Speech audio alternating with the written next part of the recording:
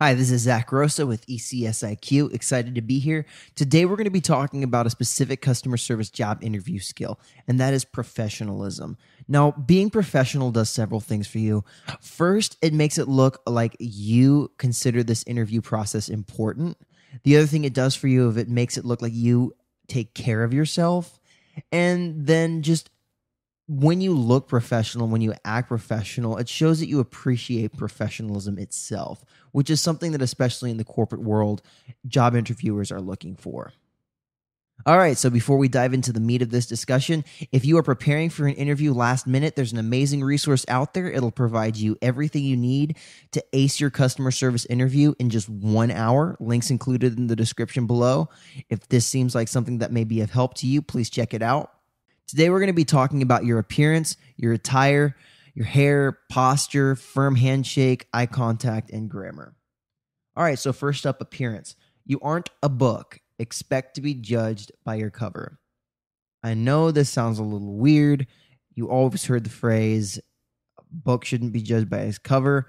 You aren't a book, however. You're a person, and while you may have great qualities deep down inside, for a lot of people, they're going to be judged through a whole package. So when you walk through the door, if you don't look like you're trying to maintain a professional appearance, if you're not dressed appropriately, then the interviewer is going to consider you to be someone who really doesn't see this interview as something that's important, or this job as something that's important to you. So just expect to be judged in some way by your cover, or at least as a whole package deal. So your cover does count a lot.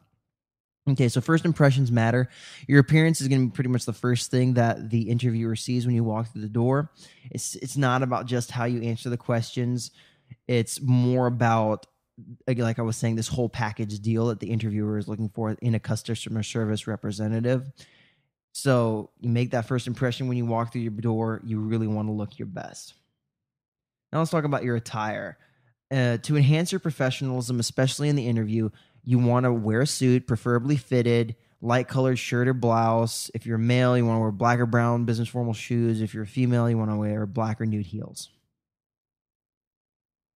All right, so talking about the hairstyles. If you're male, for hairstyles, you're going to want to pretty much make sure if it's short, you have it gelled nicely. If it's long, it's done in a way where it looks professional. If you have a beard, you want your beard to be maintained in a professional way. You just want to look like someone from the corporate world, someone who's successful. If you're a female and you have long hair, you want that hair to be put up in a professional manner. Studies show that women who have their hair up instead of just let down are considered more intelligent. Don't ask me why that is. All I know is that what the study says, so that's what I'm trying to communicate to y'all. All right. So the next thing we're going to be covering is your posture. To maintain a professional posture, you want to keep an open body posture. So your shoulders should be kept back. You want to sit up straight, and you want to refrain from closed gestures. So you don't want to cross your arms. If you're a guy, you don't want to cross your legs. And one thing that may help maintain a professional posture is to lean forward slightly in the chair during the interview. It shows that you're more engaged with the discussion, and it'll help you keep those shoulders back.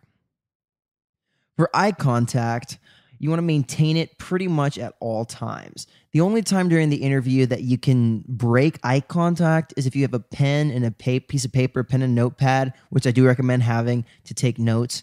And when you do take notes on a pen or a piece of paper, you don't want to take notes when you're being asked a question. You don't want to take notes when you're asking a question yourself, or when you are answering a question. The only time you want to take notes is if the interviewer is giving you some bit of information about the company that you think may be important.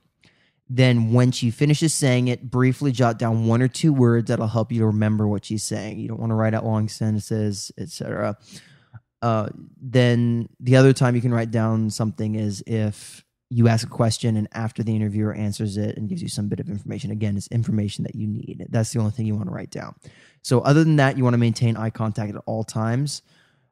Don't look off to the side, up, down, around. It just shows that you're really not interested in what's going on. Even if it's just because you're nervous, it'll come across that you're not interested. For grammar, using correct grammar definitely enhances your professional appearance. Always refer to your potential employer as Mrs., Mr., Sir, or Ma'am. You do not want to ever call someone bro, man, anything like that. You want to stay as professional as possible. Refrain from saying ain't, like I said, dude, man, bro, etc. Don't use any of those words in an interview. It does not sound professional at all. All right. So that pretty much covers everything we have for the professionalism skill that you'll need in an interview. If you found this video helpful, please check out our resources, ebooks, blogs, podcasts, videos at www.ecustomerserviceinterviewquestions.com. The link's included in the description below.